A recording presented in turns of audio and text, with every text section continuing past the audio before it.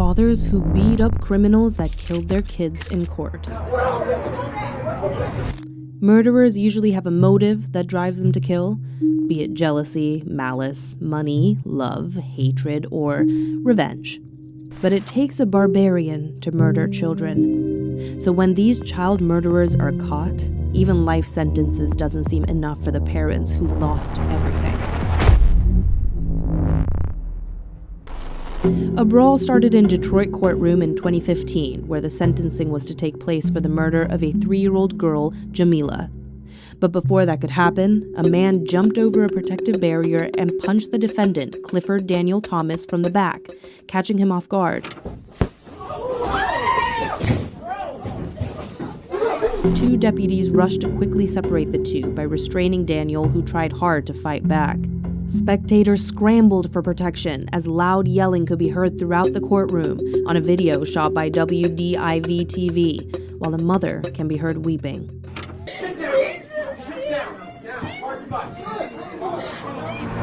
This is Dwayne Smith, the biological father of Jamila.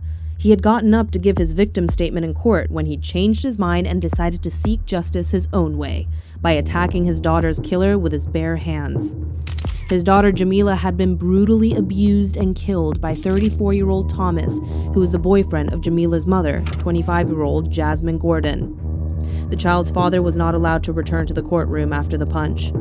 No charges have been filed against him as he was grieving, but he was removed from the courtroom and detained. It was September 2014 when Jasmine had left for work, leaving behind her daughter and son at the care of her boyfriend, Thomas. However, the little girl didn't survive the night, as she was taken to Henry Ford Hospital, where she was pronounced dead on arrival. According to the doctor, she had bruises, and her head and chest showed signs of physical abuse. The couple claimed that the girl hit her head and then fell unconscious, but experts later determined that the girl's death was a homicide after suffering physical abuse from Thomas. Child abuse or natural death? Gordon's sister, Lakeisha Thaxton, described how the events unfolded, how Jamila wasn't breathing at all and her mother was panicking, but she refused to explain what happened. The emergency medical technician said that she asked Gordon 4 times what happened to the girl, but she didn't answer. There was abrasion on the right arm. There were healing abrasions on the forehead, the right temple region, the chest, the upper back, and lower back, said Dr. Keelak Keisha, a forensic pathologist with the Wayne County Medical Examiner's Office. There were already 50 injuries found on Jamila's body. The forensic pathologist testified that the child also suffered from internal bleeding in the head, stomach, and a torn pancreas. Thomas's defense attorney, Steve Bullock, questioned whether the toddler could have been injured on her own. The pathologist said it just wasn't possible. She would have to run into multiple objects multiple times to sustain those fatal injuries. Gordon broke down in court, but prosecutors claimed she did nothing to save Jamila, who would have shown symptoms of sepsis that ultimately led to her death. Dwayne Smith, Jamila's dad, said that he asked Gordon how the girl died. She shockingly told him to look at the police report. She ran into the wall. Jamila's father testified that a few weeks prior to her daughter's death, he had noticed her limping with bruising on her leg. Gordon claimed it was just a rash, but Dwayne didn't buy her story and alerted the Child Protective Services. The CPS thought everything was just fine. It turns out that Jamila was struggling with a possible lifelong disease and had the mental capacity of a 1-year-old. Both Gordon and Thomas were convicted of involuntary manslaughter. Gordon was sentenced to 14 to 25 years in prison for first-degree child abuse as an aider and abettor, and 7 to 15 years for involuntary manslaughter. The mother's sentences will run concurrently. Thomas, 34, received 57 months to 17 years on a conviction of involuntary manslaughter and 1 to 2 years for resisting and obstructing a police officer. Before being sentenced, Gordon pleaded with the judge in an emotional, gut-wrenching speech to spare her a lengthy prison sentence and give her jail time or extended probation for the death of Jamila. Gordon cried and pleaded for nearly 30 minutes and told Judge Van Houten how distraught she was over losing her only daughter. "I did the best I could as a mother. I did everything I could to provide for them and keep them safe," said Gordon, crying hard with her attorney by her side. To this day, I feel like I am living somebody else's nightmare. But in sentencing Gordon, the judge reminded her that she told police in a videotaped statement that she didn't take her sick daughter to the police because she feared her children will be taken away from her. Oh, but Miss Gordon, you're an even better actor, because on your interview, you indicated that you were aware that your child sustained a head injury. However, you did not take her to the hospital because you had had some Moscato and some marijuana on you. But the judge just didn't understand how she had not realized her daughter was getting abused at the hands of her own boyfriend. Assistant Wayne County prosecutor Laura Weingarten said Thomas caused the child's death, saying he was aware of the child's lifelong illness. Weingarten said Gordon aided and abetted her boyfriend in allowing the abuse, which had tragic results, which ended in the death of the child. Serial killer Michael Madison.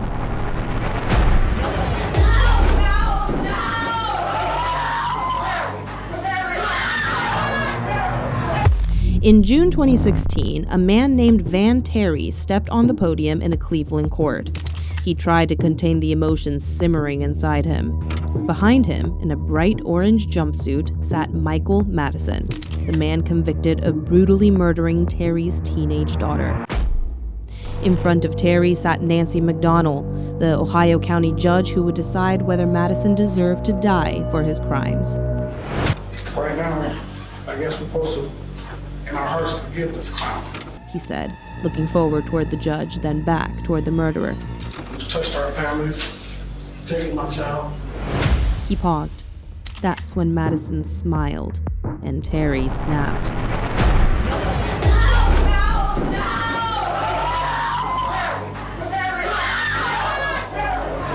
In an instant, the grieving father was flying across the room, diving over a wooden table, his arms outstretched towards Madison's neck, trying to grapple him as panic alarms went off.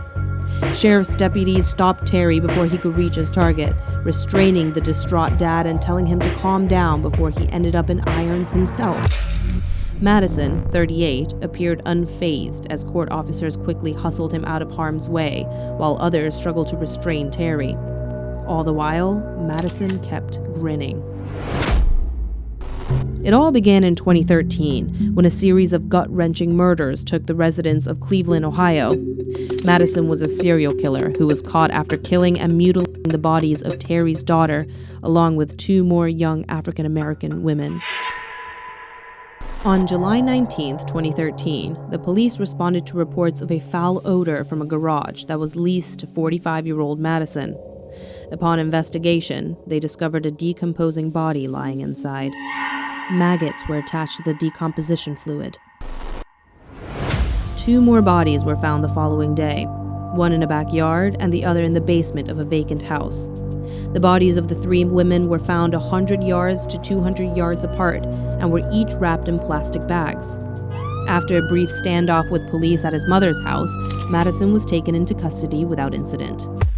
All 3 murders took place within a year, from 2012 to 2013. In September 2012, Shatisha Sheely called her mother, Kim, to say that she was stopping by to borrow a little money, but the 28-year-old never showed. It was the first in a series of warning signs for Glenville, a poor, overwhelmingly African-American neighborhood in East Cleveland. 6 months later, in late June 2013, another local woman went missing. Angela Deskin's family posted photos and increasingly desperate messages on social media, but got no leads on the 38-year-old's whereabouts. A few weeks later, Sharelda Terry was the last to disappear. The book-loving 18-year-old was last seen coming home from work. Madison's victims have been tortured, mutilated, and strangled, authorities determined. At least one was raped. Sheely's body had been folded in half at the waist before she was stuffed into a trash bag. Deskin's body, meanwhile, was discovered wrapped in electrical cords with a belt still cinched around her neck. Madison saved his most gruesome killing for last. Unlike the older women, Sharelda Terry apparently didn't know her attacker. She had been plucked off the street on her way home, then tortured, killed, and thrown away. Madison was a registered sex offender convicted in 2002 of attempted rape, according to court records. He had previous convictions for drug-related charges. One acquaintance described him as a weed man involved in marijuana sales. Madison said during a videotaped police interrogation after his arrest that he severely abused drugs and alcohol at the time to cope with repressed anger towards his mother and the mother of his 2 children. His defense attorneys presented evidence that his mother, Diane Madison, and some of her boyfriends severely abused Madison as a child in an attempt to sway the jury away from a death sentence. They never argued that Madison was innocent. Rather, they claimed he had killed the women without premeditation and should be spared the death penalty. Madison never expressed remorse, prosecutors pointed out. Madison also said that he had been influenced by another serial killer, Anthony Sowell, who was convicted in 2011 for murdering 11 women. "I wanted to look at the person who killed my daughter," Terry added. "I wanted to get closure. It has been eating me up for the past 3 years." Judge McDonnell had never before sentenced someone to die, but in Madison's case, she made an exception and sentenced him to death for 3 counts of murder. Consideration of the relevant evidence, the testimony exhibits admitted in mitigation, it is the judgment of this court that the aggravated circumstances of course of conduct, felony murder, kidnapping, felony murder, rape, of which the defendant was convicted, outweigh the mitigating factors by proof beyond a reasonable doubt. Accordingly, the sentence of death is imposed upon the defendant, Michael Madison, on counts 1, 4, and 7. Killer Lindy Jones. A sentencing hearing at the Orangeburg County Courthouse ended not long after it started, when the father of murder victim Willie Antone Fields punched his son's confessed killer, Lindy Lamont Jones, in the head. Jones pleaded guilty to the August 2, 2019 murder of the 18-year-old just 1 day before the hearing. According to the incident report filed by Orangeburg County Sheriff's Office, Jones was standing before the judge with his attorney, awaiting sentencing for murder, when Fields' wife was given the opportunity to speak on behalf of her son. Your Honor, I just want to let you know just what they took from me. They took away my only child.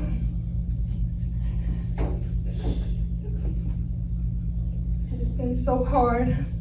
While Angela Fields was speaking to the judge, officers say Willie Clay Fields ran past a sheriff's deputy and tackled Jones before being pulled away by other deputies in the courtroom.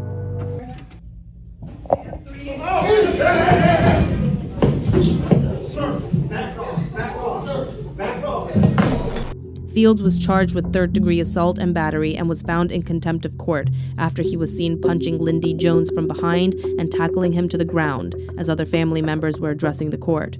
Officers had to pull the men apart. The day before the hearing, the Orangeburg Times reported Jones pleaded guilty to killing Fields' 18-year-old son, Willie Antone Fields, in 2019. An incident report from the Orangeburg County Sheriff's Office says after the attack, Fields was taken to the Orangeburg County Jail and was released on bond. Fields' attorney, Justin Bamberg, released a written statement on the family's behalf, saying Fields and his family were extremely apologetic for his outburst, and he is asking for prayers and support during this difficult time in their lives. No father should have to bury his innocent son. Mr. Fields is not a criminal. He's a victim of senseless violence that occurs far too often in our communities.